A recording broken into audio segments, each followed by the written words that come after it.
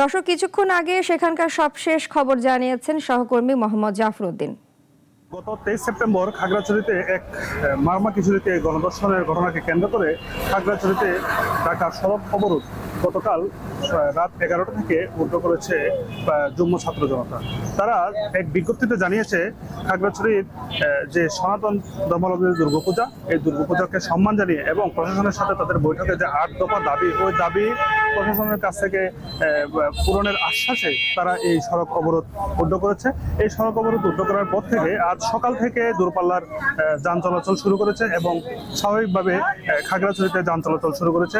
আমি যদি আপনাদেরকে দেখাতে চাই, এই দেখেন খাগড়াছড়ি শহরে যে ছোটখাটো যানবাহনগুলো আছে এগুলো চলমান রয়েছে এবং মানুষ স্বাভাবিক জীবনযাপন করতে শুরু করেছে এবং যে দোকানপাটগুলো আছে দোকানপাটগুলো খুলতে শুরু করেছে।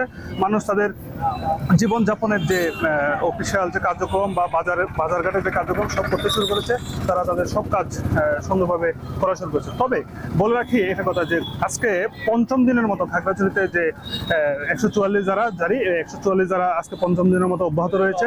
এই অব্যাহতের কারণে প্রশাসন কিন্তু বিভিন্ন জায়গায় চেকপোস্ট বসিয়ে যাদেরকে সন্দেহ হচ্ছে তাদেরকে ডেকে তারা বিভিন্নভাবে জিজ্ঞাসাবাদ করছে এবং কোনোভাবেই অপ্রীতিকর ঘটনা ঘটতে দেওয়া যাবে না। প্রশাসনের পক্ষ থেকে এই বিষয়গুলো জানিয়েছে।